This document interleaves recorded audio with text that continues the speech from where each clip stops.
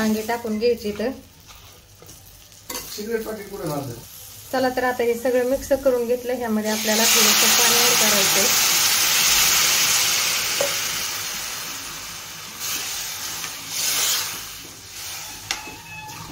तर एवढ्याच पाण्यामध्ये आपल्याला वांगे शिजवून घ्यायचे आणि नंतर वरनं थोडासा कूट घालून घ्यायचा आपल्याला शेंगदाणा. तर मी एवढा कूट घेतलेला आहे. वांग शिजून झाले आपल्याला त्यामध्ये मिक्स करून घ्यायचं आहे. तोपर्यंत मी त्याच्यावर झाकण ठेवून 5 ते 10 मिनिटं आपल्याला वांग शिजून द्यायचंय. कवळं वांग असल्यामुळे लवकर शिजलं जातंय. तोपर्यंत दुसरी एक तयारी ती करून घेऊ आळूच्या पानाची. चला तर इथं मी आळूचे पानं घेतलेले आहेत आणि इथं आळूच्या पानात साहित्य काय काय घेतलंय. लसूण, मीठ, जिरे आणि हळद आणि मिरची. तर मी हे आता बारीक करून घेत आहे. आणि इथे 1 वाटी बेसन पीठ घेतलेलं आहे. त्यामध्ये पण थोडंसं साहित्य टाकून घ्यायचंय. चला तर आता त्या मिरच्यामध्ये मी मीठ आणि हळद घेतली होती त्यामध्ये थोडासा ओवा पण घेतलेला आहे. तर आपल्याला ही पिठामध्ये मिक्स करून घ्यायचंय.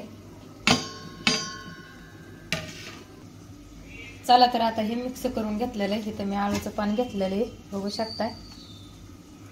मी आता याला पीठ लावून घेत आहे. चला तर बघू शकताय खरं वांग कसं झालेलं आहे.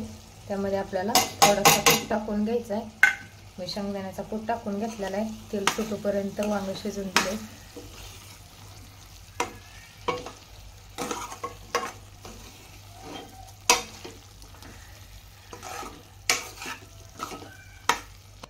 चला तर आता तवा तर गरम झालेलाच आहे. हो घेता आळूची पानं मी पीठ लावून घेतले ते आता ही तव्यावरती टाकणार आहे मी. तर इथं आळूची पानं तव्यावरती टाकून घेतलेले इथं. तर त्यामध्ये आपल्याला तेल टाकून घ्यायचंय.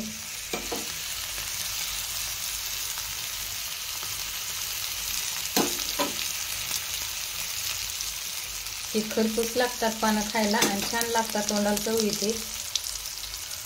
ही पानं करून बघा एकदा, नक्की तुम्हाला आवडेल.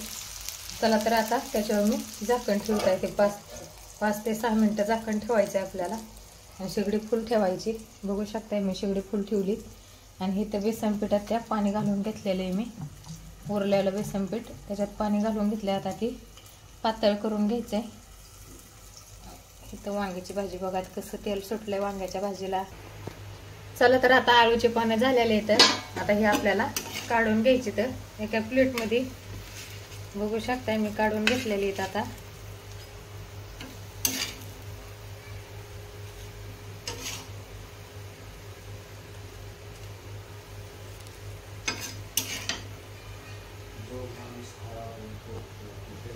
चला तर आपलं जे पीठ उरलेलं होतं बेसन पीठ आळूच्या पानाचं ते आपल्याला बेसन पोळी करून घ्यायची आहे या टाईपची.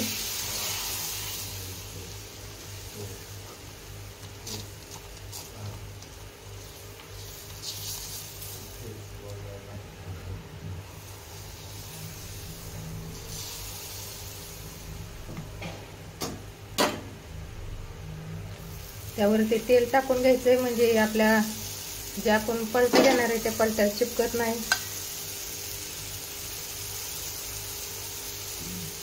तर ही पसरून घेतलेली आपल्याला ह्याच्यावर तेल पण टाकून घेतलेलं आहे कडनं. तर ह्याला 2 ते 3 मिनिटं झाकण पण ठेवायचंय आणि शेगडी फुलच ठेवायची. बघू शकताय. चला तर आता गॅस फुलच होता आतापर्यंत. बघूया आता. बघू शकताय कडा कशा मोकळ्या सुटल्या. आता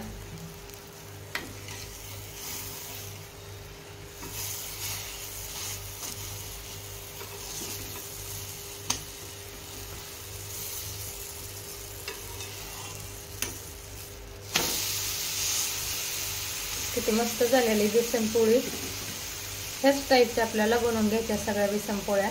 तिकडं बेसन पोळी होईपर्यंत चला तर इकडं मी कणिक भिजाय घेत आहे गव्हाचं पीठ. चला गव्हाचं पीठ भिजून घ्यायला मी इथं एक ताट घेतलेलं आहे. त्यामध्ये पाणी टाकून मीठ घेतलेलं आहे. मीठ टाकून आणि ह्यामध्ये आपल्याला थोडंसं तेल पण घालून घ्यायचं आहे म्हणजे चपाती एकदम मस्त येते.